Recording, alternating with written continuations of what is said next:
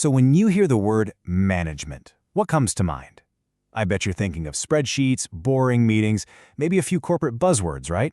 But what if I told you it's actually one of the oldest, most powerful forces in all of human history? Yep, it's this fundamental quest we've been on to organize ourselves to achieve incredible things. And today, we're going to peel back the layers and see what it's really all about.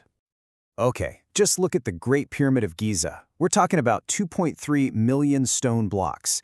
Each one weighs about 2.5 tons. That's like a car. And somehow, over 100,000 workers spent 2 decades building this thing, all without a single bulldozer, crane, or computer.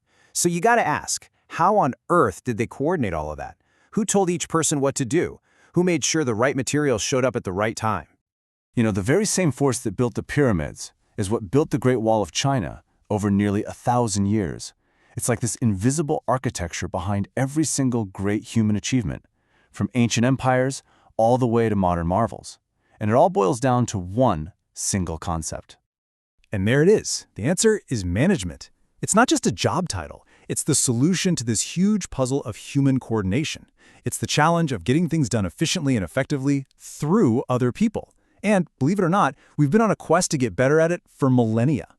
For a really long time, progress on this front was pretty slow. But then, in 1776, this Scottish professor, a guy named Adam Smith, he noticed something in a simple pin factory that would basically light the fuse for the Industrial Revolution.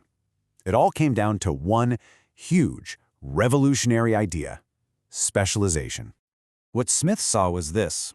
If one worker tried to do everything, draw the wire, straighten it, cut it, sharpen the point, put the head on, they'd be lucky to make even 10 pins in a single day. But when a small group of just 10 workers divided up the labor, with each person specializing in just 1 or 2 little steps, their combined output just exploded. Suddenly, they could make 48,000 pens a day.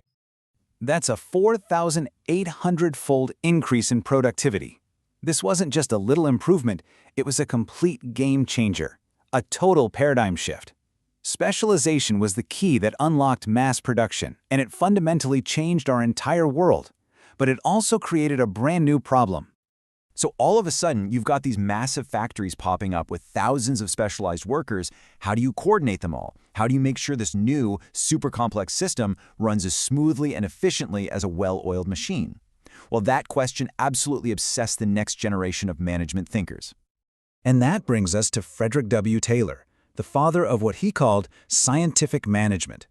Taylor was convinced that things like tradition and old rules of thumb were the enemies of efficiency.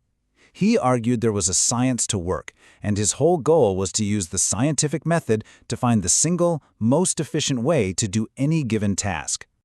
Taylor's approach was super methodical. First, you scientifically study the job to find that one best way. Second, you select and train the absolute perfect person for that specific way. Third, you make sure they follow that method precisely. And fourth, you create a very clear division. Managers think and workers do. This view of the organization as this perfect machine, with workers as cogs inside it, totally dominated for decades. But a huge piece of the puzzle was still missing. Right when this efficiency obsession was hitting its peak, a series of experiments that were actually designed to prove Taylor's principles, they accidentally proved they were incomplete.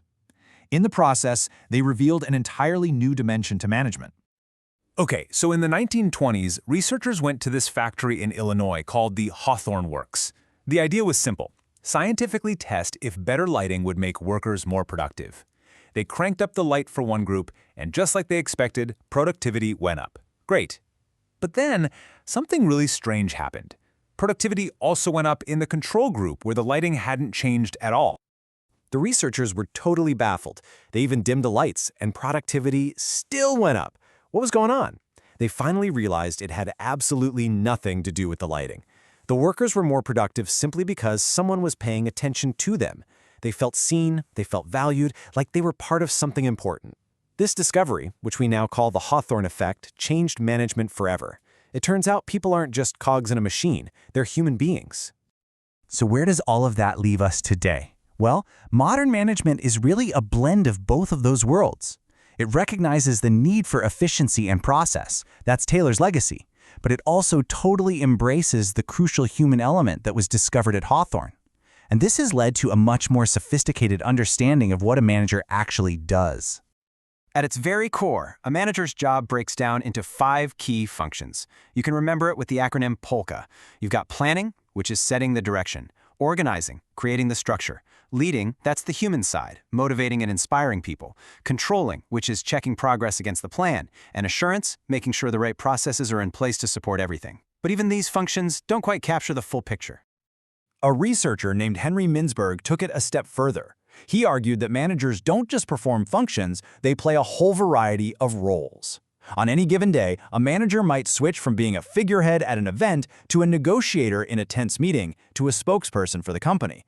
They have to wear a ton of different hats, and often all at the same time. So this whole journey, right, from the pyramids to the pin factory to the modern office, it's really the story of humanity's ongoing quest to get better at working together. It's an evolution from just brute force coordination to specialized efficiency, and finally, to the complex, human-centered leadership that's required today. And that's really why all this matters.